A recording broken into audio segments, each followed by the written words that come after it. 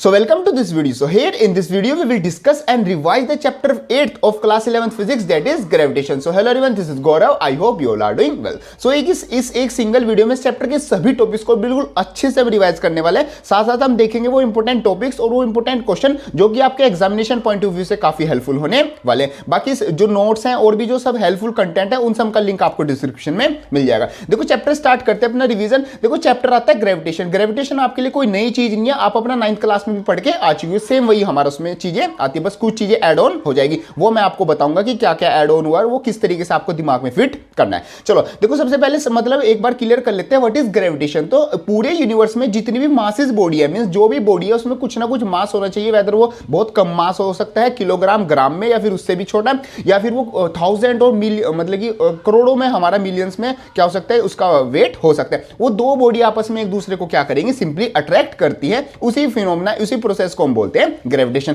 For example मैं आपको attract कर रहा हूं और आप जो है मेरे को अट्रैक्ट कर रहे हो, अगर आप चैनल को सब्सक्राइब कर देते हो तो।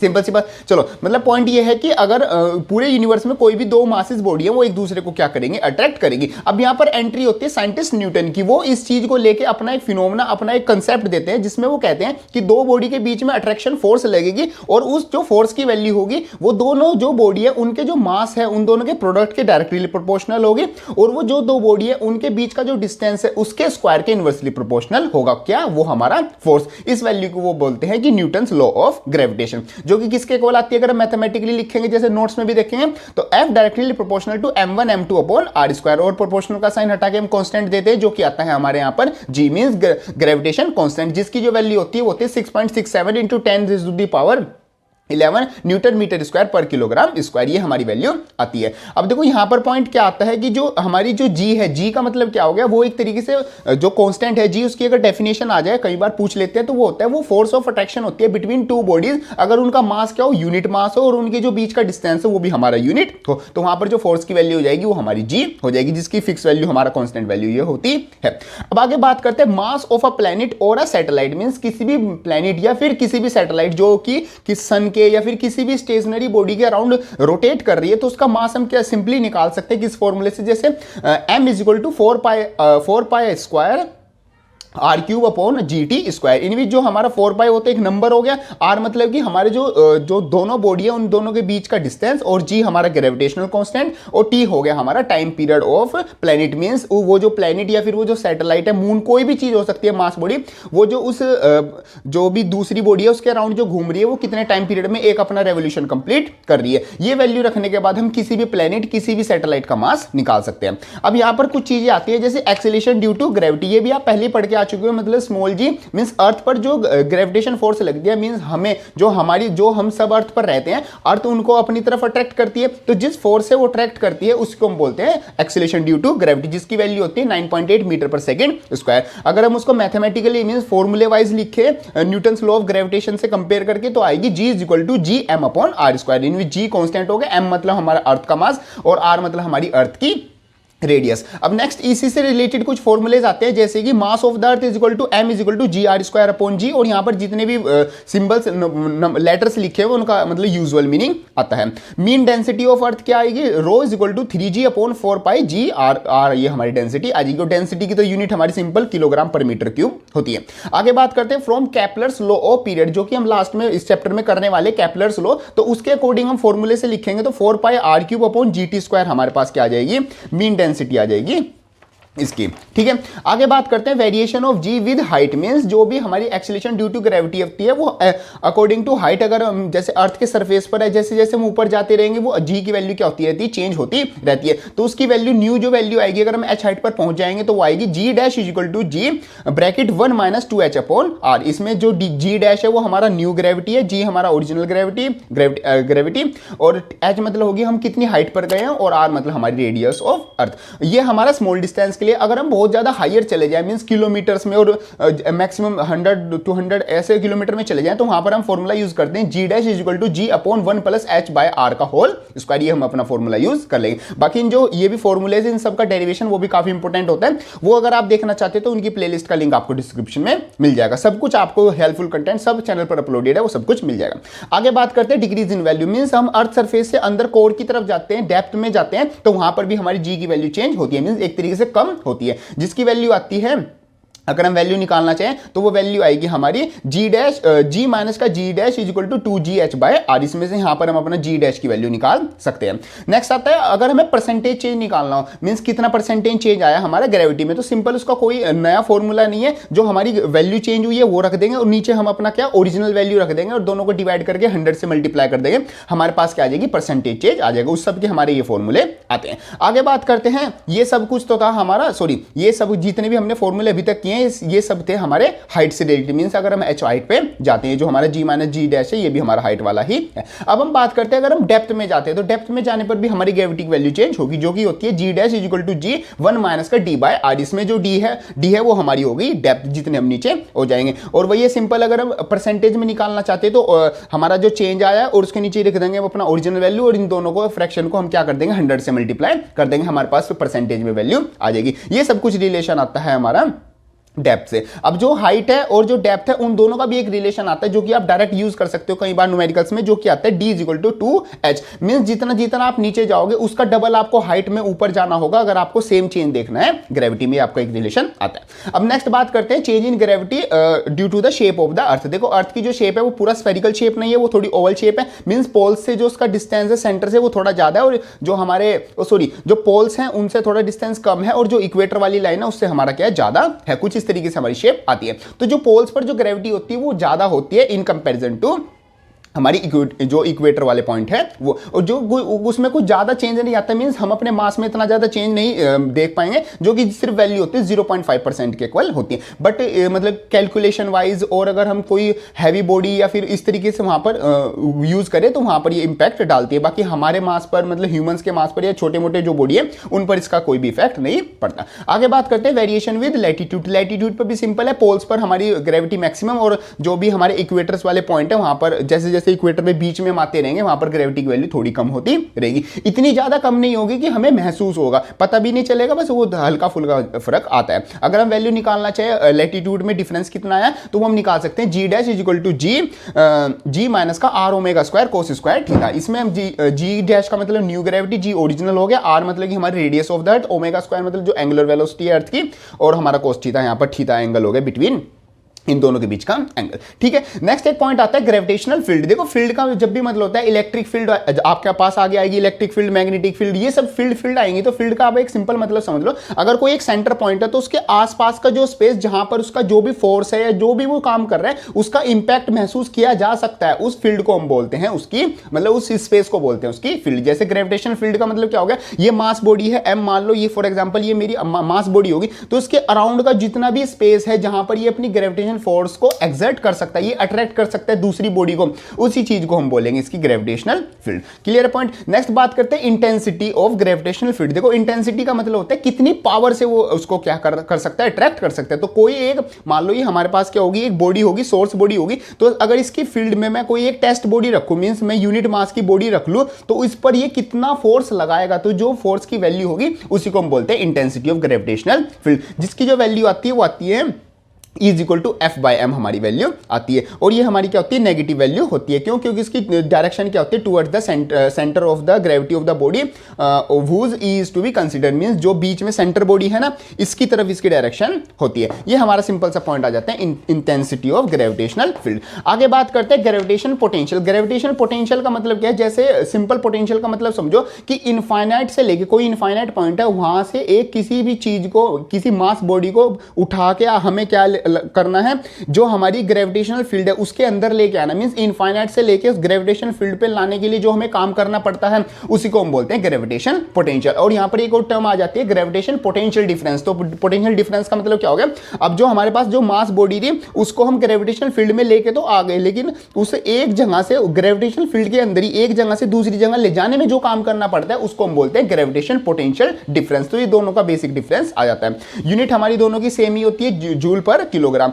और जो हम ग्रेविटेशन पोटेंशियल है उसको हम v से डिनोट करते हैं। v किसके इक्वल होता है, माइनस का w अपॉन m। और सुपर पोजिशन के लिए हम ये वाला फॉर्मूला लगा सकते हैं, मींस इंडिविजुअल मान लो पहले हम फर्स्ट बॉडी को लेके आए, फिर सेकंड बॉडी को ले आए, फिर थर्ड बॉडी के लिए, तो इंडिविजुअल सबका काम प्लस कर देंगे, वर्क प्लस कर देंगे, तो हमारे पास टोटल जो ग्रेविटेशन पोटेंशियल है उसकी वैल्यू आ जाएगी। आगे बात करते हैं ग्रेविटेशन पोटेंशियल डिफरेंस। इसका फॉर्मूला होता है delta v is equal to minus का w अपॉन m। मींस इसमें क्या आता है, जो ग्रेविटेशनल फील्ड थी, मान लो मेरा जो हैंड है ये ग्रेविटेशनल फील्ड है, तो एक जगह से दूसरी जगह ले जाने में जो भी काम करना पड़ा वो पोटेंशियल डिफरेंस आ गया। ठीक है, ये हो गया डेल्टा वी। आगे बात करते हैं gravitational potential energy. Gravitational potential energy में क्या होगा, कोई भी ऑब्जेक्ट है उसका कुछ भी मास है, यहां पर तो हम यूनिट मास की बात कर रहे थे ग्रेविटेशनल पोटेंशियल में और ग्रेविटेशनल पोटेंशियल डिफरेंस है।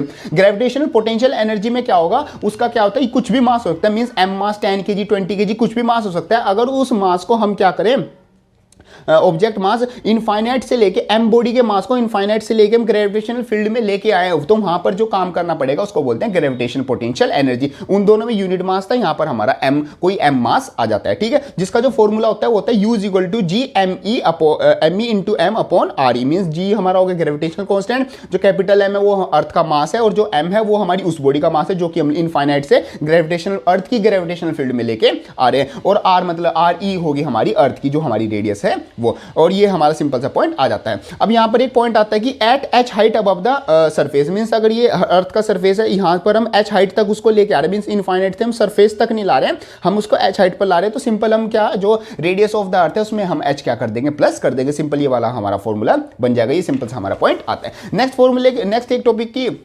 सिंपल सी टर्म आती है, बात करते हैं एस्केप वेलोसिटी। देखो एस्केप वेलोसिटी, एस्केप का मतलब क्या होता है, कहीं से दूर निकल जाना। तो एस्केप वेलोसिटी का मतलब होता है कि मिनिमम वो वेलोसिटी अगर कोई बॉडी अटेन कर ले तो वो अर्थ की जो ग्रेविटेशनल फोर्स है उसको तोड़ के क्या, अर्थ का जो एटमॉस्फेयर उससे बाहर चली जाएगी, तो उस वेलोसिटी को हम बोलते हैं एस्केप वेलोसिटी, जिसकी जो वैल्यू होती है, मतलब ये डेरिवेशन भी आ सकता है आपके पास, तो इसकी वैल्यू होती है v is equal to 11.2 kilometre पर सेकंड। अगर आप एक सेकंड में 11.2 किलोमीटर चल लेते हो, भाग लेते हो इतनी स्पीड से, तो आप अर्थ की जो ग्रेविटेशनल फील्ड है उसको तोड़ के बाहर निकल सकते हो, आप दूसरे प्लेनेट पे इजीली जा सकते हो। ठीक है, ये हमारा पॉइंट आता है। बाकी इसका जो फॉर्मूला होता है वो होता है v is equal to under root 2gm upon r, ये हमारा फॉर्मूला होता है। आगे बात करते हैं ऑर्बिटल वेलोसिटी। देखो ऑर्बिटल वेलोसिटी काफी इंपॉर्टेंट होती है, क्योंकि ये मतलब कि यूज में भी बहुत ज्यादा आती है। तो ऑर्बिटल वेलोसिटी का मतलब होता है, अगर हमारे मान लो ये अर्थ है, अर्थ के अराउंड हमें क्या करना है, एक ये रहा, अर्थ के अराउंड हमें क्या करना है, एक सैटेलाइट को क्या करना है, रोटेट करवाना है। तो इस सैटेलाइट को सेट करने के लिए यहाँ पर हमें किस चीज की रिक्वायरमेंट होती है, हमें ऑर्बिटल वेलोसिटी की रिक्वायरमेंट होती है। मींस एक तरीके से ये वो वाली वेलोसिटी हो गई, velocity required to put a satellite into the orbits around the earth. Earth के ऑर्बिट में रखने के लिए उसको मिनिमम इतनी वेलोसिटी में देनी पड़ती है, जिसकी जो वैल्यू होती है v not is equal to under root g r हमारी वैल्यू होती है। इसको सोल्व करके हम फिक्स वैल्यू निकाल सकते हैं। ठीक है, ये हमारा पॉइंट आता है। और जैसे जैसे हम हाइट बढ़ाते जाएंगे, मींस हमें अर्थ से कितनी दूर रखनी है, तो वो रेडियस वाले फैक्टर में हम उसको ऐड करते रहेंगे, ये हमारा पॉइंट आता है। बाकी यहां पर जो ऑर्बिटल वेलोसिटी होती है एक तरीके से वो independent of the mass of the satellite होती है। मींस सैटेलाइट का कितना भी मास हो उस पर ऑर्बिटल वेलोसिटी पे कोई भी फर्क नहीं पड़ेगा, हमें मिनिमम उतनी वेलोसिटी तो उसको देनी ही पड़ेगी। ऐसा नहीं है कि अगर कोई ज्यादा भारी वेलोसिटी है तो उसको ज्यादा स्पीड देनी होगी, और कम छोटी सी सैटेलाइट है उसको कम स्पीड देनी होगी, उसको वहां पर सैटेलाइट में डालने के लिए हमें उतनी ही स्पीड देनी होगी दोनों सैटेलाइट के लिए। आगे बात करते हैं, डिपेंड इनवर्सली प्रोपोर्शनल होती है रेडियस के, मींस जितना हम उसको दूर भेजना चाहते हैं उतनी ज्यादा हमें उसको क्या करनी पड़ेगी, वेलोसिटी देनी पड़ेगी। ऐसी जैसे आपने देखा होगा चंद्रयान जो साउथ पोल पे हमने जो अभी इसरो ने जो लैंड कराया, तो वहां पर मतलब अर्थ के पहले उसको ऑर्बिट में डाला गया, तो उसको डायरेक्ट इसलिए नहीं भेजा गया क्योंकि उसको क्या ऑर्बिटल वेलोसिटी चाहिए थी घुमाने के लिए, फिर उसको एस्केप करके मून तक भेजा गया।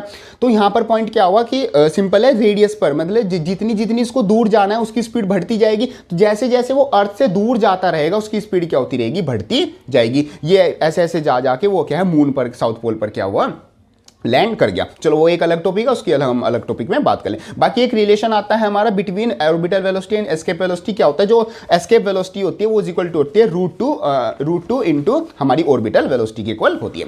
आगे हमारा एक टॉपिक आता है सैटेलाइट। देखो सैटेलाइट आप सिंपल आपको पता है सैटेलाइट का मतलब क्या होता है, वो एक हमारी ऐसी हेवेली बॉडी होती है जो कि किसी भी मास बॉडी के अराउंड क्या करती है, रोटेट करती है, उसका चक्कर लगाती है, उसको बोलते हैं सैटेलाइट। जैसे मून हो गया अर्थ के लिए, या फिर हमारे पास आर्टिफिशियल सैटेलाइट है जो कम्युनिकेशन पर्पस के लिए और हम बहुत सारे पर्पस के लिए, डिफेंस या बहुत सारी पर्पस के लिए हम उसको लगा के रखते हैं, ये हमारे होता है सैटेलाइट। जैसे जो नेचुरल सैटेलाइट है अर्थ की वो तो सिंपल हमारा क्या है, मून। और जो आर्टिफिशियल सैटेलाइट है, जो फर्स्ट आर्टिफिशियल सैटेलाइट एटमॉस्फेयर में, अर्थ एटमॉस्फेयर में भेजी गई थी, किसके थ्रू, बाय रशिया, जिसका नाम है स्पुतनिक फर्स्ट, वो भेजी गई थी। और इंडिया ने क्या भेजा था, सबसे पहले सैटेलाइट भेजी थी जिसका नाम था आर्यभट्ट, जो कि इंडिया ने एक तरह से रशिया की हेल्प से ही भेजी थी। मींस उनका रॉकेट और हमारी सैटेलाइट थी वो मिला के उनसे मतलब कि कोलैब करके हमने ये भेजा था। ठीक है, नेक्स्ट बात करते हैं जियो स्टेशनरी सैटेलाइट। जियो स्टेशनरी सैटेलाइट का मतलब है जो कि अगर हम सैटेलाइट को देख पा रहे हैं किसी भी टेलीस्कोप से, तो वो हमें क्या, हमारे साथ साथ ही घूमती हुई दिखती है। मींस वो एक पॉइंट पर ही हमें दिखती है।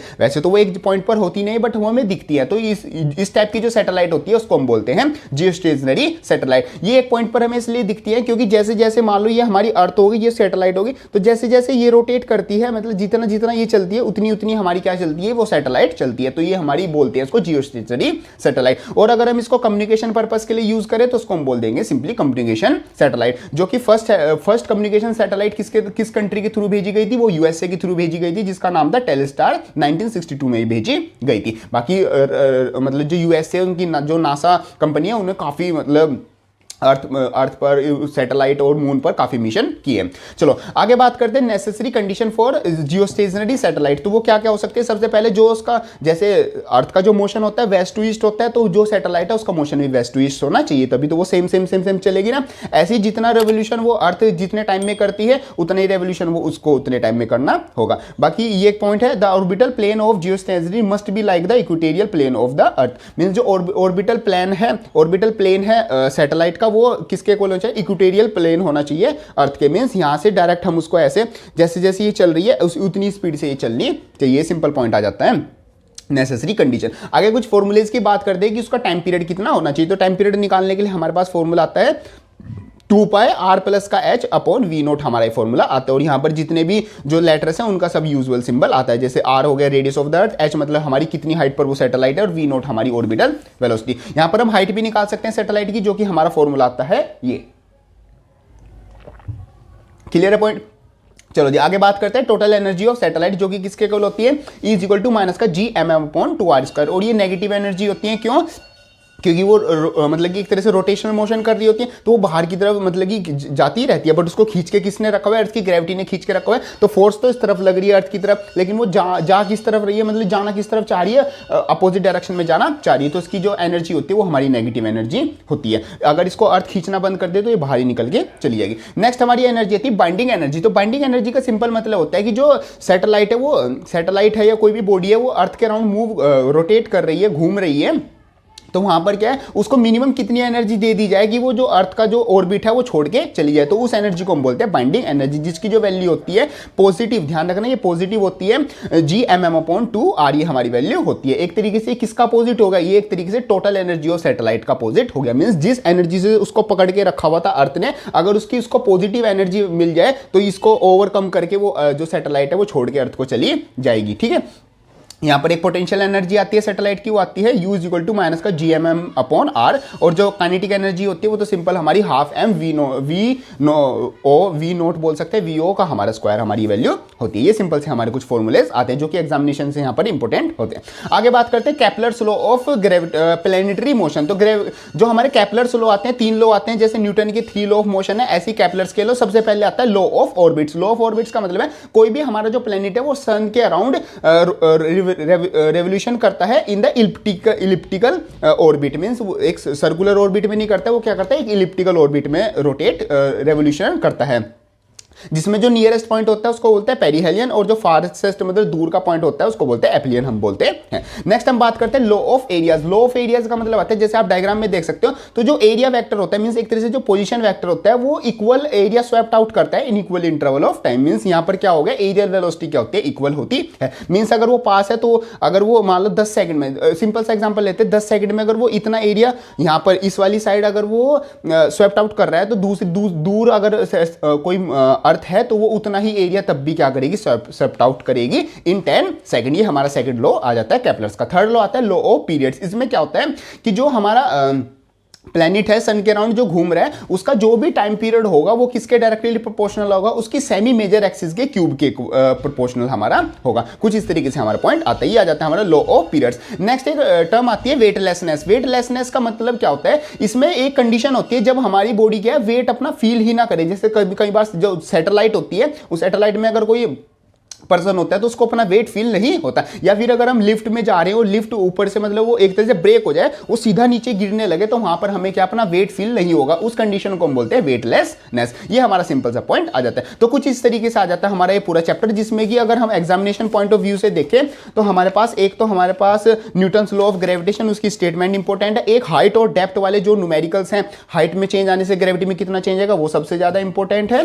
और आगे अगर बात करें जो एसके वेलोसिटी ऑर्बिटल वेलोसिटी, दोनों की डेफिनेशन, दोनों के फॉर्मूला और दोनों की डेरिवेशन, वो बहुत ज्यादा इंपॉर्टेंट है। और लास्टली हमारे पास जो बाइंडिंग एनर्जी आती है वो भी बहुत ज्यादा इंपॉर्टेंट है। एग्जामिनेशन में यहां से आपका मेनली क्वेश्चन बनता है। तो इस तरीके से आ जाता है हमारे पूरे चैप्टर का रिवीजन। आई होप आपके सभी टॉपिक्स बिल्कुल अच्छे से क्लियर हो गए होंगे। और भी ज्यादा हेल्पफुल कंटेंट देखने के लिए वो चैनल पर पहले से अपलोडेड है, तो आप वहां पर जाकर उसको चेकआउट कर सकते हैं। बाकी ये वाली वीडियो हेल्पफुल लगे तो उसको लाइक जरूर कर देना, और जाते वक्त चैनल को सब्सक्राइब जरूर कर देना, और ये वीडियो अपने दोस्तों में जरूर शेयर कर देना। मिलते हैं अपनी नेक्स्ट वीडियो में, तब मिलते हैं अपनी नेक्स्ट वीडियो में, तब तक के लिए थैंक यू।